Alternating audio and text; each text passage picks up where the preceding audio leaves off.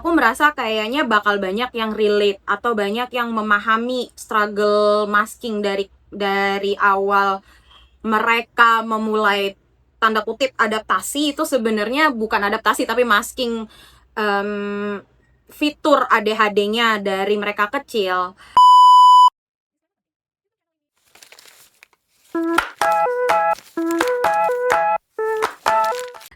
Untuk video kali ini aku nggak bakal pakai skrip, jadi akan sangat free flowing, cukup chaotic mungkin karena berdasarkan hasil journalingku sendiri aja.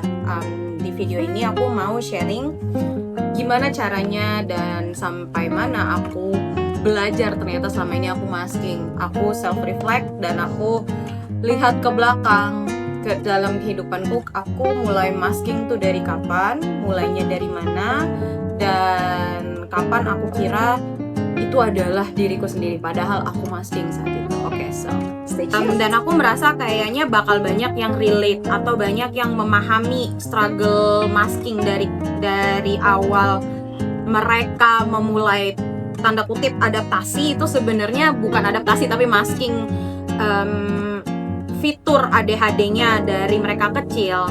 Sebenarnya ini inspired dari tulisan Mediumku yang udah aku post beberapa minggu lalu. Bisa dilihat kayak covernya di sini. Kalau mau akses linknya atau baca, bisa aku attach di description box ya. Harapan terbesarku untuk menulis tulisan Medium itu dan juga video ini sebenarnya untuk menyadarkan individu-individu neurodivergent ADHD lainnya di luar sana apa itu sebenarnya masking, dan membedakan mana yang beneran adaptasi, mana yang masking sampai dia bawa ke masa dewasanya, sampai di titik dia capek sendiri dan burn out. Karena masking atau menutup-nutupi ini semua tuh capek untuk kita individu neurodivergent. Aku bagi ini dalam bentuk 5 journaling prompts. Journaling promptsnya aku coba list di sini. Aku usahain ya sestruktur dan seteratur mungkin, tapi ini bakalan free flow banget, and of course gonna be a lot of yapping dan banyak aku sharing tanpa limited di hasil journaling. Sekarang masuk ke yang pertanyaan pertama. Kapan pertama kali aku belajar bahwa menjadi diri sendiri terasa tidak aman, alias menjadi diri sendiri sebagai individu ADHD neurodivergent itu rasanya kayak nggak cocok dengan duniaku. Situasi apa yang membentuk caraku menyesuaikan diri alias mulai masking? Yang pertama adalah ngebaca kode dan isyarat sosial adalah tantangan yang cukup berat untukku sendiri. Misalkan dari seumur hidupku, misalnya ada orang yang lagi ngobrol sama aku tuh mereka maksudnya sarkas, atau mungkin mereka maksudnya udah mau selesai nih conversationnya, tapi aku nggak bisa ngebaca itu, jadi I keep on yapping, aku tetap ngomong terus. Atau mungkin mereka ngasih kode atau sinyal mereka pengen A, B, C, D, E, F, G, aku nggak bisa ngebaca itu. Aku bener-bener ngebaca apapun yang diomongin di mulutnya, ya itu yang keluar. Apapun yang kalimat-kalimat yang diucapkan, aku bener-bener murni banget hanya bisa membaca apa kalimat-kalimatnya, jadi pure tanpa ada embel-embel dan kode-kode apa ya, konotasi atau mungkin intonasi atau mungkin maksudnya dari bahasa tubuh atau ekspresi wajahnya. Itu aku kendala banget dan cukup challenging untuk mengikuti itu semua. Aku notice ini adalah nggak masalah sih, lebih tepatnya ini adalah salah satu fitur utama ADHD ku seumur hidup. Contohnya aku tuh kayak struggling banget untuk membaca misalkan ada orang yang mulai flirting sama aku, atau mungkin ada teman atau lingkungan friendship yang sebenarnya mereka lelah, udah capek ngomong, tapi mereka kayak ngasih kode untuk apa ya, aku udah mau selesai ngomong nih, tapi aku struggling untuk membaca itu. Oke, saatnya kita masuk ke pertanyaan journaling prompt yang kedua. Dalam konteks apa aku paling merasa harus terlihat baik-baik saja? Di kerjaan, dan akademik, keluarga, relasi, dan apa yang sebenarnya aku takutkan untuk tunjuk keluar. Yang pertama itu dalam hal pekerjaan dan sekolah. Ketika otakku ingin loncat-loncat dari satu hal dan yang lain hal. Ternyata aku juga baru belajar setelah diagnosis ADHD ku adalah cara pikir ADHD fiturnya itu memang loncat-loncat. Misalkan aku pengen prepare untuk belajar ujian, cara belajarku loncat dari bab 1 tiba-tiba ke bab 6, tiba-tiba ke bab 3, tiba-tiba ke bab 5, terus ke bab 7, ke bab 4 dan lain-lain. Awalnya aku merasa kayak, kok aku merasa beda sendiri, aku merasa kayak aneh sendiri gitu loh. Di saat aku melihat orang-orang atau teman-teman sekitarku, mereka belajar berurutan dari bab 1, 2, 3, 4, 5 dan selain seterusnya. Tapi di sini aku merasa kayak apa aku aneh gitu kan. Dan di sini pun pernah mengalami banyak banget kebingungan dari orang-orang sekitar. Kenapa kayak aku nggak bisa berurutan? Ini juga nyambung ke cara aku menjelaskan apa yang aku pelajari gitu. Kedua, tidak bisa memperhatikan atau mengikuti meeting dengan fokus. Aku baru sadar aku tuh melakukan berbagai macam hal untuk keeping up dengan cubit diri sendiri untuk ngikutin meeting yang sampai 2-3 jam gitu. Kayak ayo Lia, ayo fokus bisa fokus. Tapi nyubit diri sendiri. Terus yang lainnya aku minum kopi 4 liter demi fokus dan stay awake gitu. Ya never again. Aku baru sadar itu ternyata trik masking yang cukup berbahaya.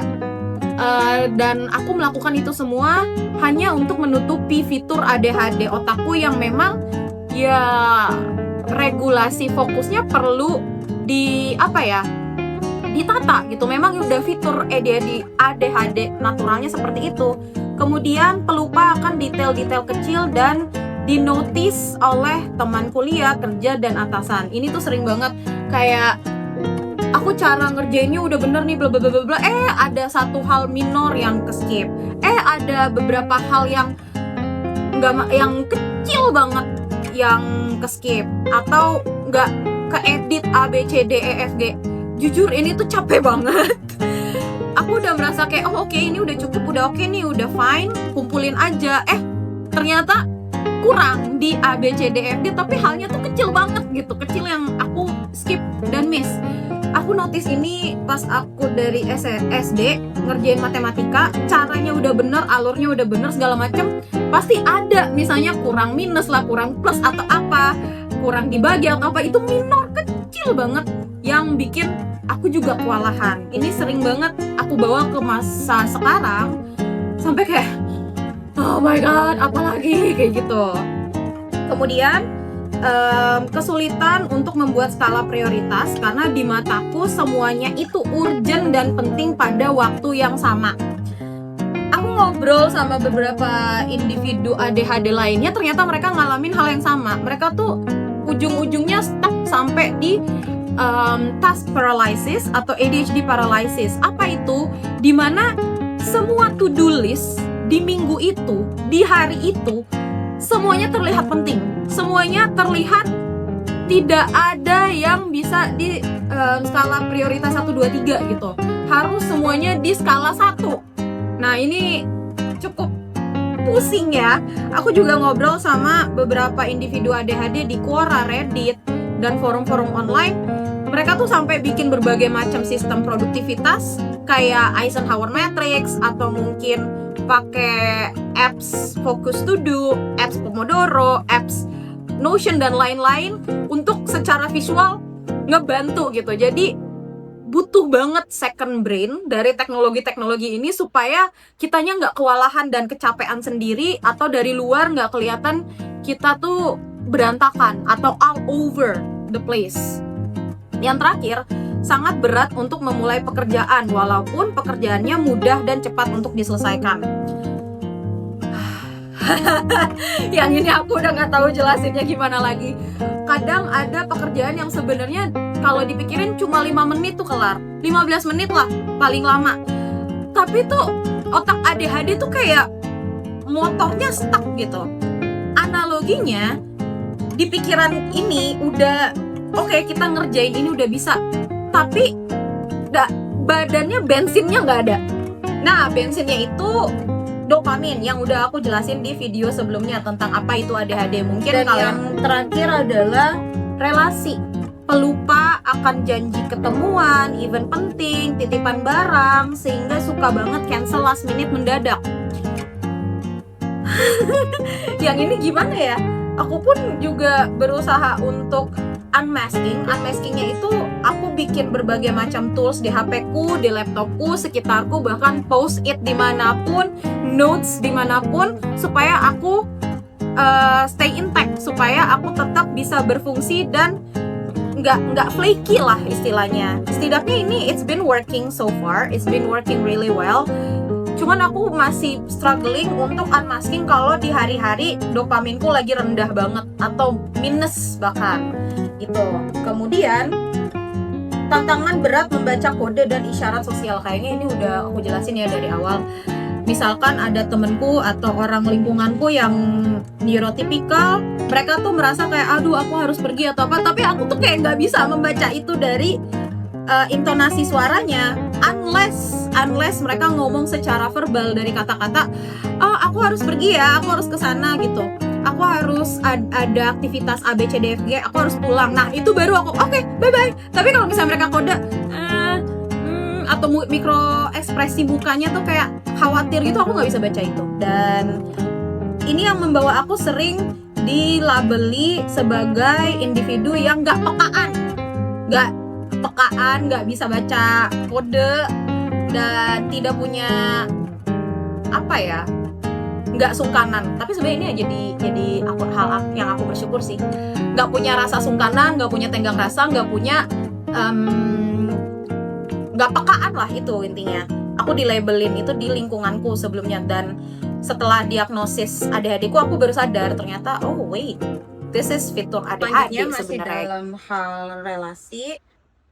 Aku cukup gimana ya, khawatir juga gitu kayak dengan judgement orang-orang sekitar yang selalu melihat aku petakilan, hiperaktif, pecicilan.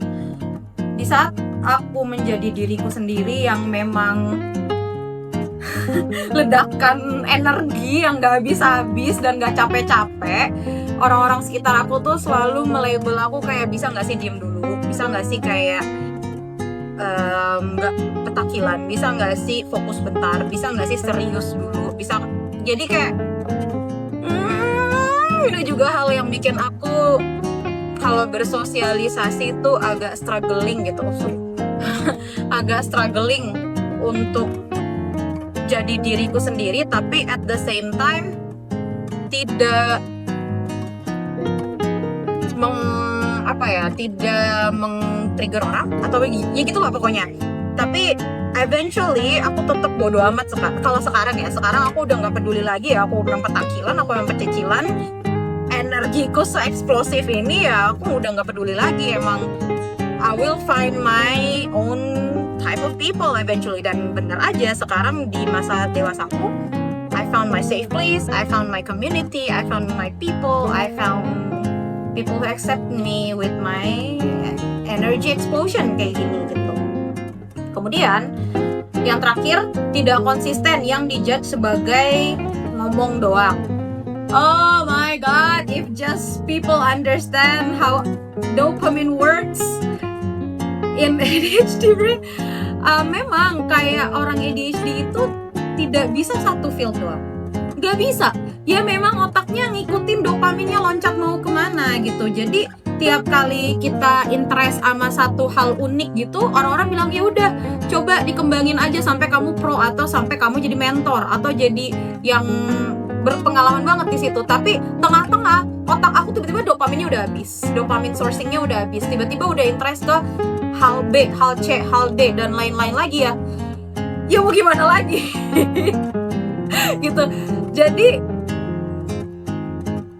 ya aku nggak bisa bohong, dulu sering banget di label kayak bacot doang, ngomong doang, gini doang, ntar juga ujung-ujungnya bosan, paling nggak konsisten, ya gimana ya. Gitu.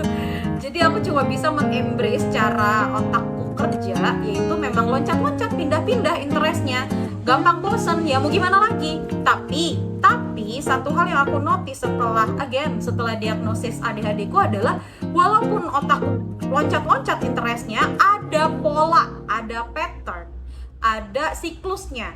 Misalnya siklusnya seni, tiba-tiba loncat ke olahraga, tiba-tiba loncat ke animasi, tiba-tiba loncat ke interest unik dan ajaib lainnya. Itu ada patternnya dan biasanya berulang. Aku yang dewasa udah bisa melihat pattern itu dan aku sudah mulai bisa melihat pola otak ADHD ku tuh mau kemana saat ini. Ini udah 3 bulan, 4 bulan, kayaknya mau gimana nih. Jadi aku udah mulai adaptasi.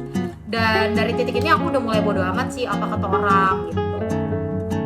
Sebenarnya yang ku takutkan, aku tulis juga di sini. Yang pertama, kegagalan karena tidak bisa konsisten sesuai dengan standar sukses orang secara umum. Aku pernah sharing ke komunitas aku, yaitu Dream Woman Community. Mungkin bisa dicek kalau kamu interested, ada di comment box. Aku coba attach.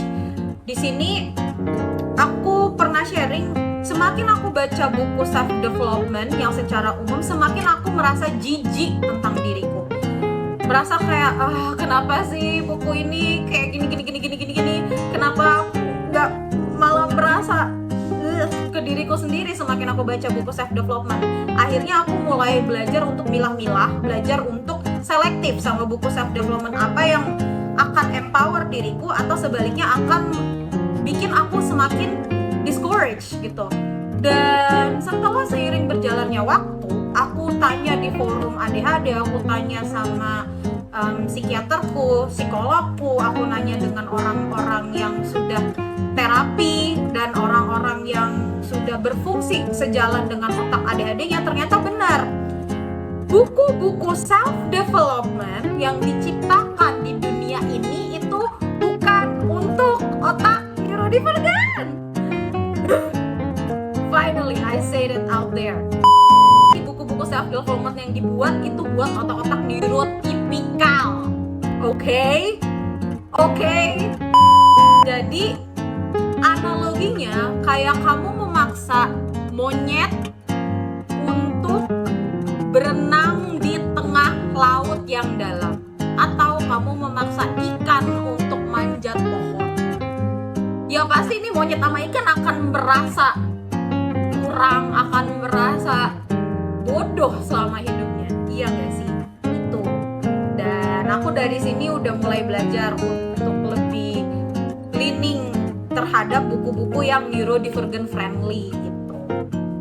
Kemudian dilihat sebagai individu yang tidak serius, berantakan, tidak kompeten, dan tidak bertanggung jawab. Karena aku nggak bisa deny, nggak bisa menyangkal, memang si regulasi dopamin dan fokusnya ADHD itu kan cukup unpredictable. Kita cuma bisa assisting gimana caranya di saat low dopamin atau high dopamin itu dikontrol supaya jadi ada garis apa ya istilahnya, ada garis homeostasisnya.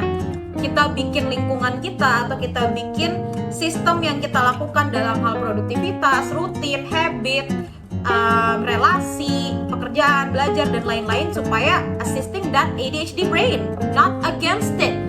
So that's why yang ini cukup relieving. Aku sudah bisa sudah bisa tumbuh dari apa yang aku takuti dari ini.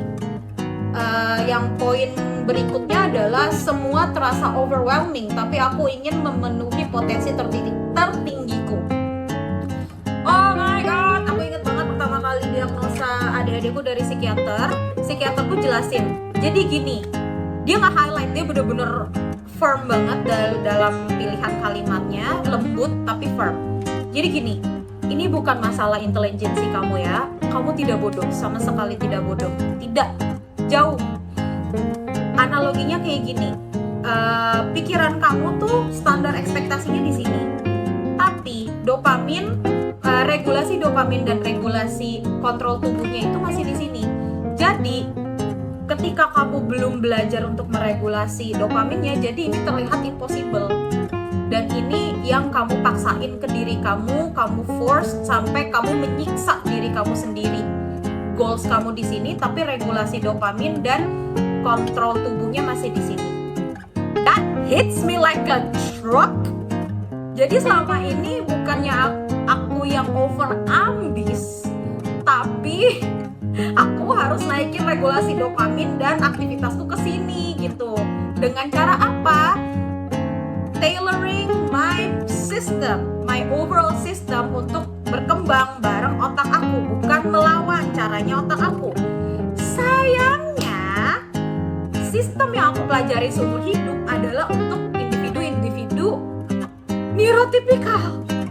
Of course, I will feel horrible. Of course, I felt so bad. Tentu saja aku merasa kayak bener-bener aku bisa apa sih sampai di titik itu. Yang terakhir, dianggap hanya penuh dengan berbagai potensi yang tinggi, tapi kemalasan menghalangi untuk menggapai seluruh potensi itu. Padahal sebenarnya itu bukan kemalasan, tapi memang regulasi atensi dan regulasi dopaminnya belum tertangani dengan baik dan benar yang sesuai dengan cara kerja otak ADHD itu sendiri. Karena ini tidak bisa dipungkiri, memang sistem yang ada di masa kita sekarang dan di lingkungan kita sekarang itu bukan untuk individu ADHD.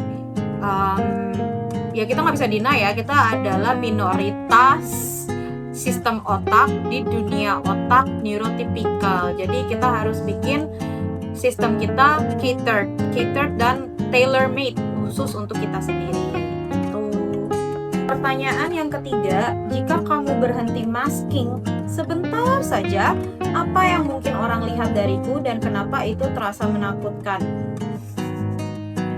Aku nulis ini cukup emosional ya.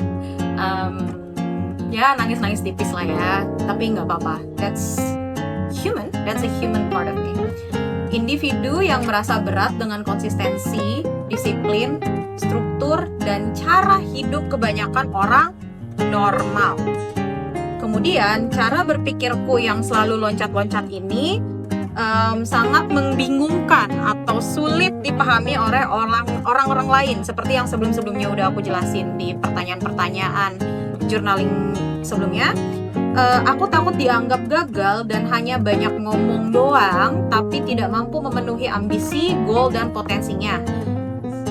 Di sini membuatku merasa takut orang lain tidak bisa melihat siapa diriku yang sebenarnya, ide-ide cemerlangku yang unik dan out of the box, kemudian value dan kapabilitasku yang kumiliki. Jadi kayak mereka cuma ngelihat bungkusnya aja, mereka cuma lihat apa yang mereka bisa interpretasi atau proyeksikan, misalnya seperti kayak kemalasan, tidak konsisten, pelupa, dan lain-lain, tapi tidak bisa melihat siapa diriku sebenarnya dan superpower ADHD apa yang ada di pikiranku ini gitu. Oke, akhirnya sekarang kita bisa masuk ke pertanyaan yang terakhir, yaitu bagian mana dari diriku yang selama ini paling sering aku tekan dan tutupi demi diterima orang sekitar? Yang pertama, mudah bosan dan memiliki cara berpikir yang berloncat-loncat. Aku selalu memaksa diriku untuk punya cara pikir yang kohesif. Jadi aku memaksa juga diriku untuk ngikutin caranya orang-orang neurotipikal menjelaskan sesuatu. Aku tulis one by one, dan aku jelasin, aku paksain diriku untuk lebih runtut dan lebih kohesif supaya orang lain lebih bisa mengerti apa yang ada di sini, ide-ide apa, gimana caranya, dan lain-lain.